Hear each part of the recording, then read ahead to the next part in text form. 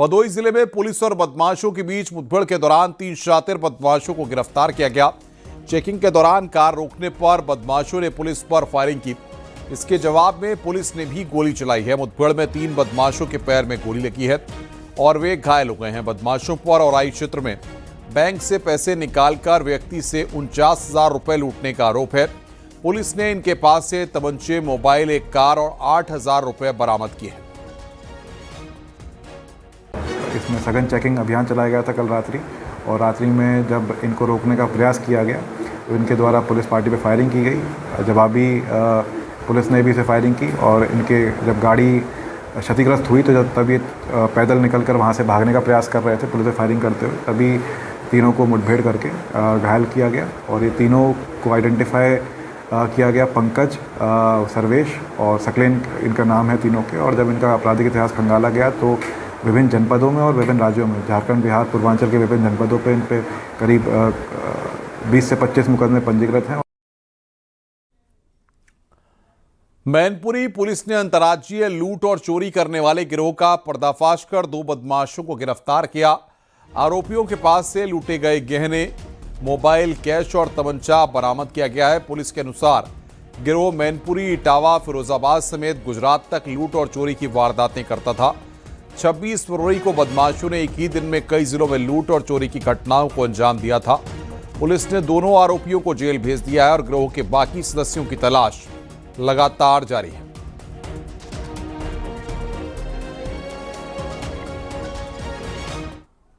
मिर्जापुर से खबर है, जिम की आड़ में धर्मांतरण का मामला। आरोपी इमरान खान के घर पहुंची है राजस्व टीम।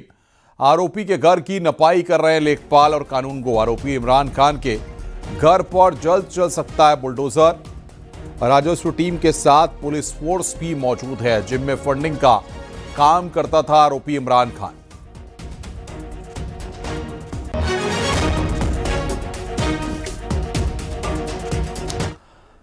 बुलंदशहर में नकली और जहरीली शराब के अवैध कारोबार पर पुलिस ने बड़ी कार्रवाई करते हुए गिरोह का पर्दाफाश किया। मामले में पुलिस ने 6 आरोपियों को गिरफ्तार किया है। आरोपियों के पास से भारी मात्रा में नकली शराब बनाने का सामान बरामद किया गया है। पुलिस ने मौके से 1300 से ज्यादा शराब के रैपर, खाली बोतलें और शराब बनाने के उपकरण भी बरामद किए हैं।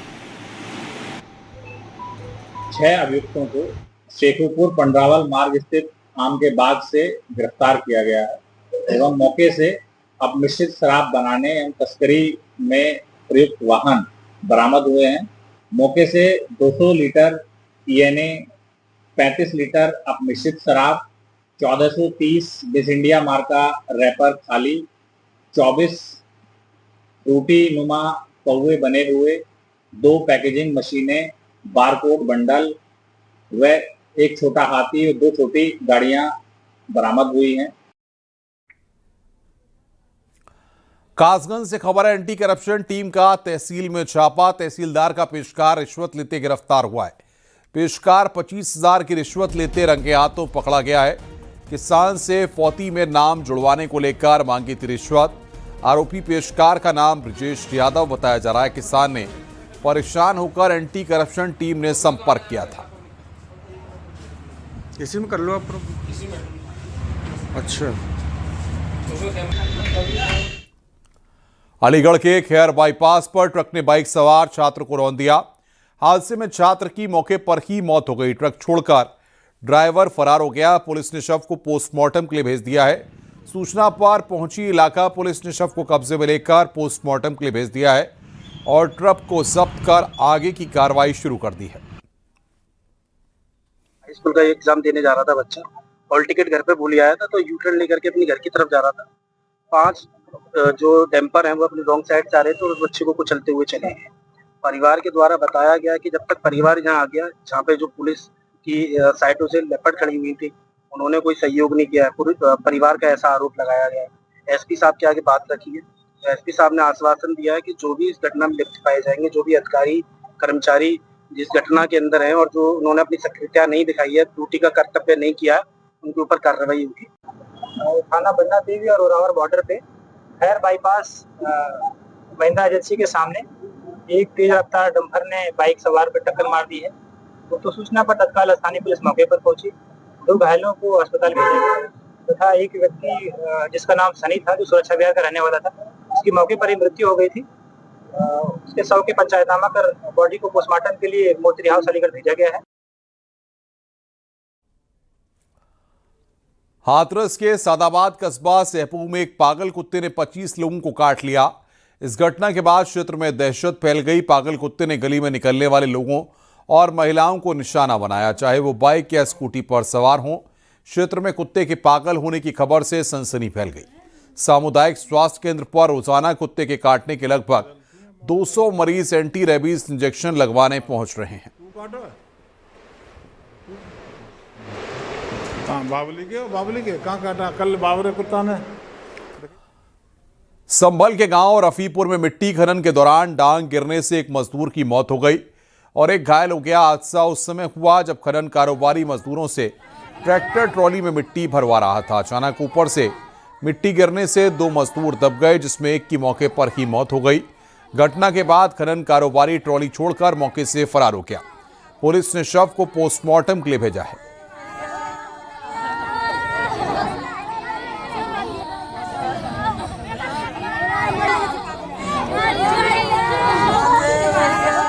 सहारनपुर पुलिस और बदमाशों के बीच मुठभेड़ हो गई। 25,000 का इनामी गोली लगने से घायल हुआ है। देवबंद थाना पुलिस ने गोकशी के फरार आरोपी को मुठभेड़ के बाद घायल अवस्था में गिरफ्तार किया। सहारनपुर के एसएसपी के निर्देश पर जिले में अपराध नियंत्रण के लिए पुलिस लगातार चेकिंग और गश्त अभियान चला रही है। जब बीबीपुर मोड़ पर मुठभेड़ के उपरांत एक शातिर अपराधी गोकश नासिर पुत्र इकबाल उर्फ बाला निवासी मोहल्ला बेरियान कस्बा व थाना देवबंद को गिरफ्तार किया गया। पुलिस द्वारा आत्मरक्षा की गई फायरिंग में उक्त नासिर के पैर में गोली लगी है। अभियुक्त के कब्जे से एक मोटरसाइकिल स्प्लेंडर, एक तमंचा 315 बोर, 2 खोखा कारतूस और एक जिंदा कारतूस बरामद हुआ है। मथुरा के राया थाना क्षेत्र के बनकरपुर बसेला गांव में कुछ समय पहले दफनाई गई महिला की लाश को प्रशासन ने कब्र से बाहर निकलवाया। मृतका के पति ने अपनी ही बहू पर हत्या का आरोप लगाते हुए पोस्टमार्टम कराने की मांग की थी। जिलाधिकारी के आदेश पर पुलिस और प्रशासन की मौजूदगी में कब्र खोदकर शव को बाहर निकाला गया और पोस्टमार्टम के लिए भेज दिया गया। पूरे मामले की वीडियोग्राफी की गई। वहीं मृतका के पति का आरोप है कि 2 मार्च को बहू और भतीजे ने मिलकर अनवर नाम की महिला की हत्या की थी। जब पत्नी की हत्या की हुई तब पति घर से बाहर थे और मौत का कारण हार्ट अटैक बताया। हत्या के 2 दिन बाद बहू हिना ने बेटी से लड़ते हुए सास की हत्या की बात कबूली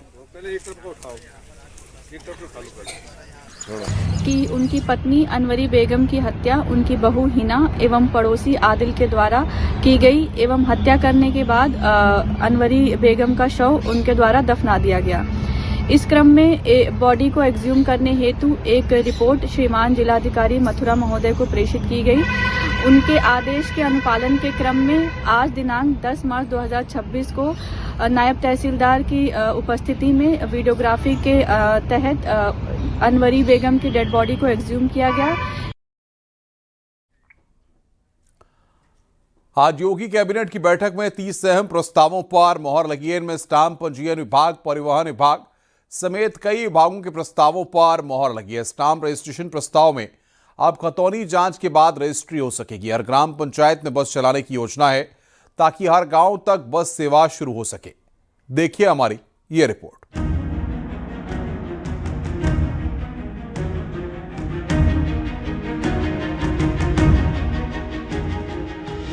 योगी कैबिनेट की बैठक में 31 प्रस्तावों पर चर्चा हुई, जिनमें से 30 प्रस्तावों को मंजूरी मिल गई है। डिप्टी सीएम ब्रजेश पाठक ने बताया कि अलग अलग क्षेत्र से जुड़े अहम प्रस्तावों को मंजूरी मिली है। प्रतिबद्धता प्रदेश को नंबर 1 पर लाने को लेकर के है। आज उत्तर प्रदेश निवेश के मामले में भी नंबर 1 पर है। देश और दुनिया के सारे उद्योगपति, बड़े ढेर सारे उद्योगपति चाहते हैं कि उत्तर प्रदेश में उनका उद्योग स्थापित हो और उत्तर प्रदेश सरकार ने इंफ्रास्ट्रक्चर से के लाइन ऑर्डर तक में बेहतर स्थिति ला करके देश के लोगों को, प्रदेश के लोगों को, दुनिया के लोगों को आकर्षित करने का काम किया है। आज उत्तर प्रदेश नंबर 1 डेस्टिनेशन बन चुका है। बैठक में प्रॉपर्टी रजिस्ट्रेशन प्रक्रिया को पारदर्शी बनाने के लिए अहम फैसला लिया गया है। किसी भी संपत्ति को बेचने से पहले विक्रेता का नाम खतौनी में मिलान किया जाएगा। यदि नाम अलग पाया जाता है तो रजिस्ट्रेशन विभाग इसकी जांच करेगा। अभी तक मालिक चेक करने का अधिकार नहीं था। अभी तक केवल विभाग के पास था कि वो स्टाम्प ड्यूटी कितना हमको मिलना चाहिए, खरीदार तय करे कि कौन मालिक है। लेकिन अब जब हमारा स्टाम्प विभाग चेक करेगा कि कौन व्यक्ति इसका मालिक है कि नहीं मालिक है, उसका रिकॉर्ड क्या करता है, खतौनी की जांच होगी। खतौनी पर नाम दे तभी हुआ। परिवहन विभाग से जुड़े प्रस्ताव के तहत सीएम ग्राम परिवहन योजना 2026 को स्वीकृति दी गई है। योजना के तहत 59,163 ग्राम सभाओं को बस सेवा से जोड़ा जाएगा। जिन 12,200 गांवों में अब तक बस सेवा नहीं थी, वहां भी 28 सीटर बसें चलाई जाएंगी। कि एक तो पहले ये टैक्स फ्री हुआ, जो हम टैक्स लेते हैं इसमें हम टैक्स नहीं लेंगे, और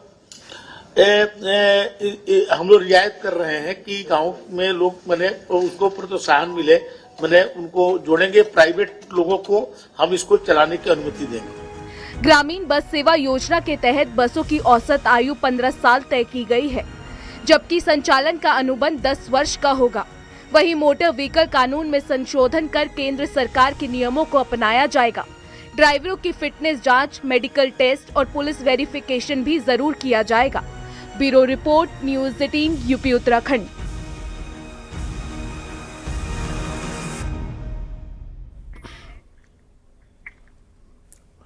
लखनऊ से बड़ी बैठक इस वक्त शुरू हो रही है।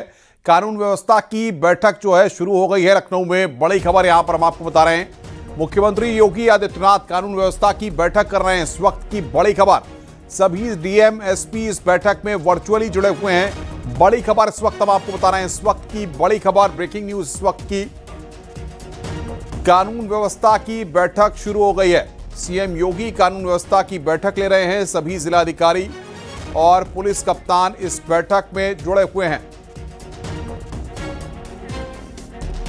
और बातचीत करने के लिए संकेत हमारे सहयोगी फोन लाइन पे हमारे साथ जुड़ रहे हैं। संकेत, कानून व्यवस्था की समीक्षा मुख्यमंत्री कर रहे हैं, क्या माना जाए कुछ बड़े फेरबदल भी आने वाले वक्त में देखने को मिल सकते हैं? बिल्कुल, मुख्यमंत्री योगी आदित्यनाथ ने जहां आज कई विभागों की 4 बजे समीक्षा बैठक की, जो उत्तर प्रदेश में तमाम योजनाएं संचालित हो रही हैं उसको लेकर अफसरों से पूरा समीक्षा किया हर विभाग के को लेकर।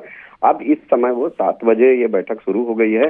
मुख्यमंत्री योगी आदित्यनाथ की ये कानून व्यवस्था को लेकर बड़ी बैठक है। सभी जिलाधिकारी और सभी पुलिस कप्तान और सभी कमिश्नरी के जो कमिश्नर हैं, पुलिस कमिश्नर, वो इस बैठक में जुड़े हुए हैं और मुख्यमंत्री योगी आदित्यनाथ अपने 5KD स्थित आवास से वीडियो कॉन्फ्रेंसिंग के माध्यम से बैठक कर रहे हैं। मुख्यमंत्री योगी आदित्यनाथ के साथ में अपर मुख्य सचिव गृह संजय प्रसाद समेत तमाम अफसर मौजूद हैं इस बैठक में। और इस बैठक में सीधे तौर पर मुख्यमंत्री योगी आदित्यनाथ उत्तर प्रदेश की जो कानून व्यवस्था है उसकी वो समीक्षा कर रहे हैं कि किस तरीके से उत्तर प्रदेश की कानून व्यवस्था, जिसकी नजीर पूरे देश में दी जाती है, दूसरे राज्यों में दी जाती है, कानून व्यवस्था बेहतर रहे, इसको लेकर मुख्यमंत्री योगी आदित्यनाथ हर जिले के पुलिस कप्तान और जिलाधिकारी से वीडियो कॉन्फ्रेंसिंग के माध्यम से बातचीत कर रहे हैं और दिशा निर्देश दे रहे हैं। संकेत, बहुत बहुत शुक्रिया आपका हमारे साथ जुड़ने के लिए। नजर बढ़ा के रखिए, आगे भी हम आपसे अपडेट लेंगे।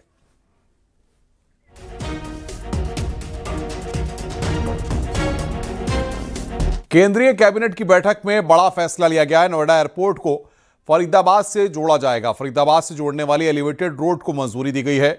दिल्ली मुंबई एक्सप्रेसवे से भी जुड़ेगा रोड। बड़ी खबर यहां पर हम आपको बता रहे हैं। जेवर एयरपोर्ट की कनेक्टिविटी, जेवर एयरपोर्ट की कनेक्टिविटी,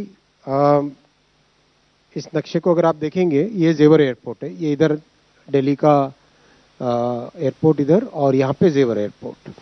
जेवर एयरपोर्ट की कनेक्टिविटी उत्तर प्रदेश से भी, हरियाणा से भी और दिल्ली से भी। इस कनेक्टिविटी को आप स्टडी करें अगर, तो एक तो यमुना एक्सप्रेसवे के साथ इसकी कनेक्टिविटी हो गई, ये यमुना एक्सप्रेसवे, यह जो आपको दिख रहा है। दूसरा जो मुंबई दिल्ली एक्सप्रेसवे है, ये वाला दिल्ली मुंबई एक्सप्रेसवे, इसके साथ कनेक्टिविटी, और दिल्ली के एरियाज के साथ इसकी डायरेक्ट कनेक्टिविटी। तो आज जो अप्रूव हुआ है प्रोजेक्ट वाया फरीदाबाद, ये फरीदाबाद आपको यहाँ पे 5 नंबर जहाँ लिखा हुआ उसके ऊपर बिल्कुल दिखाई देगा। फरीदाबाद से रेड कलर के डॉट में ये जो लाइन बनी है, काफ़ी एलिवेटेड लाइन रहेगी। ये काफ़ी एरिया इसका एलिवेटेड रहेगा। ये रोड, सॉरी लाइन नहीं तो ये रोड काफ़ी एरिया में एलिवेटेड रहेगा और ये जेवर एयरपोर्ट को फरीदाबाद के एरिया से कनेक्ट कराएगा। यही आगे कनेक्टिविटी फिर दिल्ली मुंबई एक्सप्रेसवे पे आ जाती है। तो एक तरीके से दिल्ली मुंबई एक्सप्रेसवे, यमुना एक्सप्रेसवे, इन दोनों का जेवर एयरपोर्ट के साथ कनेक्टिविटी। वहीं केंद्रीय कैबिनेट के फैसले पर सीएम योगी ने पीएम मोदी का आभार जताया। सीएम योगी ने एक्स पोस्ट कर लिखा है कि यह फैसला मील का पत्थर साबित होगा। यूपी को एक सशक्त कनेक्टिविटी हब के रूप में स्थापित करने वाली यह परियोजना विकसित भारत के संकल्प को नई गति देने के साथ विकसित उत्तर प्रदेश के निर्माण में भी एक मजबूत आधार सिद्ध होगी। इस दूरदर्शी और जनहितैषी फैसले के लिए प्रधानमंत्री नरेंद्र मोदी जी का आभार।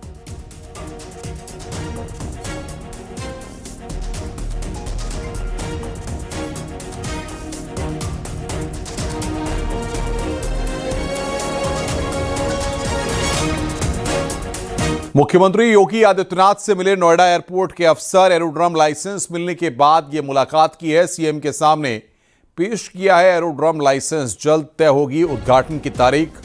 एयरपोर्ट प्रबंधन ने मुख्यमंत्री को परियोजना की प्रगति और आगामी चरणों की जानकारी दी है। एयरपोर्ट के मुख्य कार्यकारी अधिकारी क्रिस्टोफ श्रेलमैन ने मुख्यमंत्री योगी आदित्यनाथ से मुलाकात की है।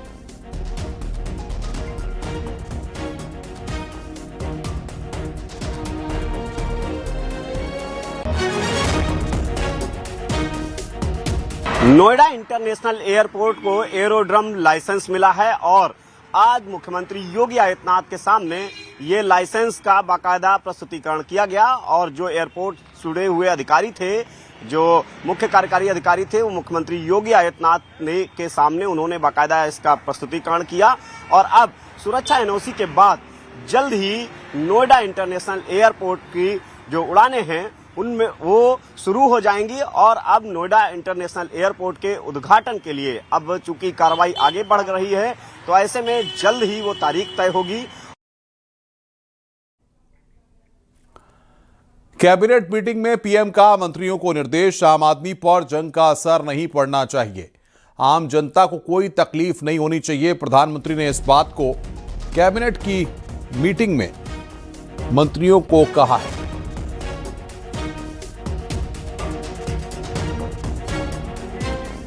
तो आम आदमी पर जंग का असर नहीं पड़ना चाहिए। आम जनता को कोई तकलीफ नहीं होनी चाहिए।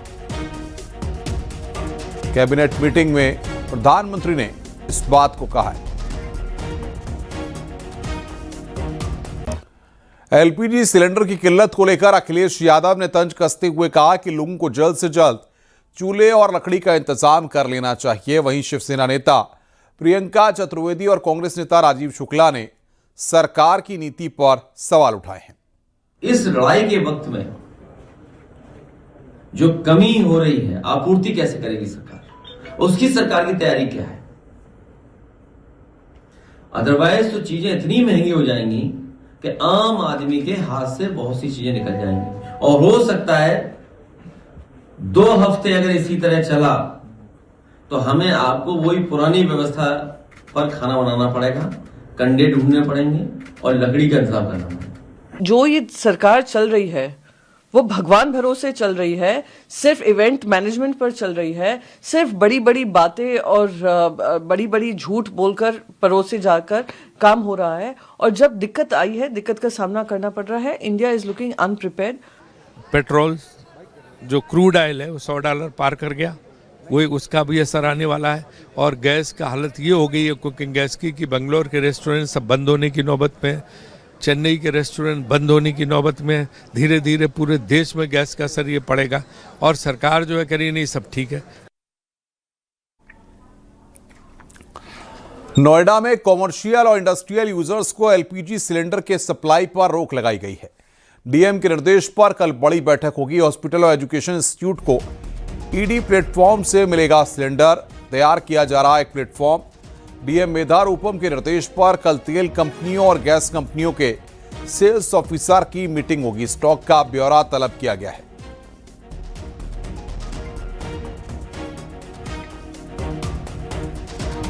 इसमें देखिए एक पूरी चीज़ हम देखेंगे कि स्टॉक कितना है सबके पास, जनरल एक एंटिसिपेशन में क्या क्या पॉइंट्स आते हैं कि सप्लाई ठीक बनी रहे डिस्ट्रिक्ट में, उसको लेके आवश्यक दिशा निर्देश दिए जाएंगे। बस आप ये समझ लीजिए एक रिवीजन होगा कि क्या स्थिति है। उत्तर प्रदेश के कई शहरों में इन दिनों घरेलू गैस सिलेंडर की डिलीवरी में देरी हो रही है। सिलेंडर बुक कराने के बाद भी लोगों को 4 से 5 दिन तक इंतजार करना पड़ रहा है। दरअसल गैस सिलेंडर को लेकर लोगों में एक तरह की पैनिक की स्थिति देखी जा रही है। इसके चलते बड़ी संख्या में लोग नया सिलेंडर बुक कराने की कोशिश कर रहे हैं। बुकिंग बढ़ने से एजेंसियों पर दबाव बढ़ गया और आपूर्ति में समय लग रहा है। राजधानी लखनऊ की अगर बात करें तो यहाँ घरेलू एलपीजी उपभोक्ताओं की संख्या 6 लाख से ज्यादा है। शहर में 64 से अधिक गैस एजेंसियां संचालित हो रही हैं, जिनसे करीब 6.65 लाख उपभोक्ता जुड़े हुए हैं। हमारे संवाददाता ने गोमती नगर की एक एजेंसी पर जाकर स्थिति का जायजा लिया। कि बुकिंग और डिलीवरी में के नियमों में बदलाव के चलते कई सारे शहरों में पैनिक की स्थिति देखने को मिली है, जहां पर लंबी लंबी लाइनें गैस एजेंसियों पे देखने को मिली। हम इस वक्त लखनऊ के गोमती नगर स्थित एक गैस एजेंसी में मौजूद हैं। यहां फिलहाल स्थिति कंट्रोल में नज़र आ रही है, कोई बहुत ज़्यादा भीड़ भाड़ नहीं है।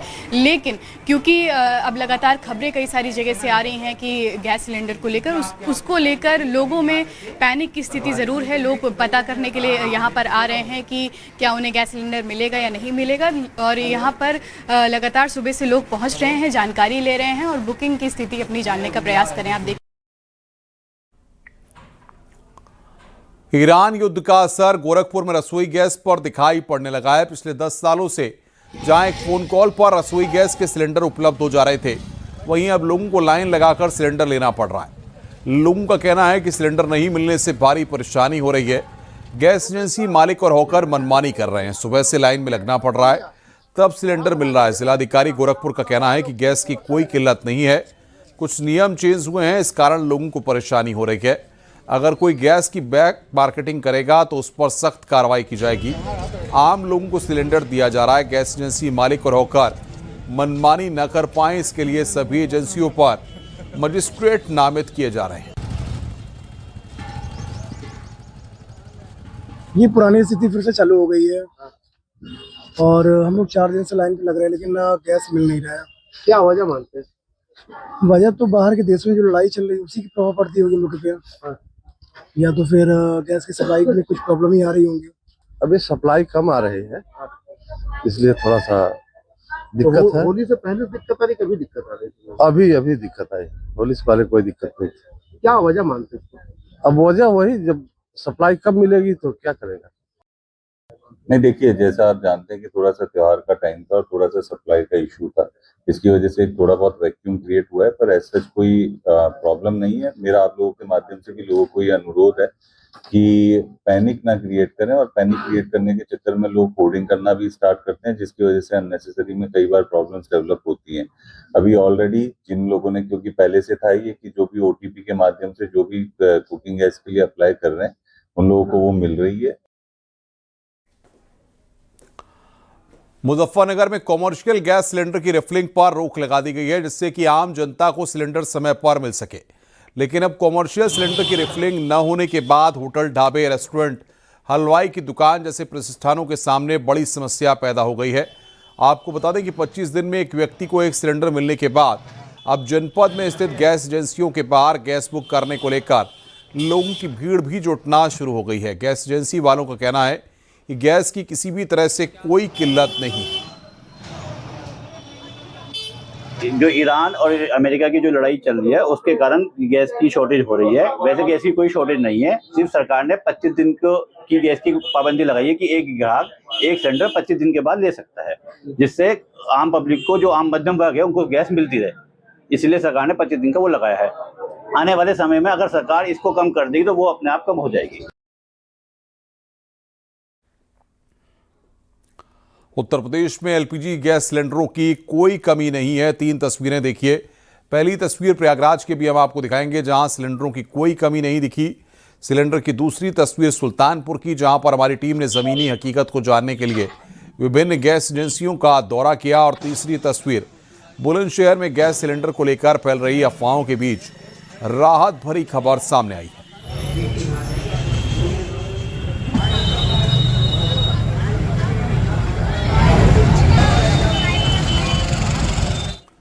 बड़ी खबर आ रही है, इंडिगो के सीईओ पीटर एल्बर्ट्स ने इस्तीफा दिया। इंडिगो एयरलाइंस के सीईओ पीटर एल्बर्ट्स का इस्तीफा। बड़ी खबर यहां पर बता रहे हैं आपको, ब्रेकिंग न्यूज इस वक्त की।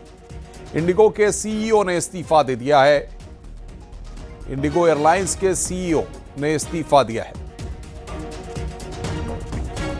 लखनऊ में पुलिस मुख्यालय में डीजीपी श्री राजीव कृष्ण और वरिष्ठ पुलिस अधिकारियों, कार्यरत और रिटायर्ड अधिकारियों ने फूलों वाली होली खेली और एक दूसरे को हार्दिक शुभकामनाएं दी। इस होली की थीम रखी गई फूलों की खुशबू, रंगों की बहार, रंग भी रिश्ते भी और यादें भी।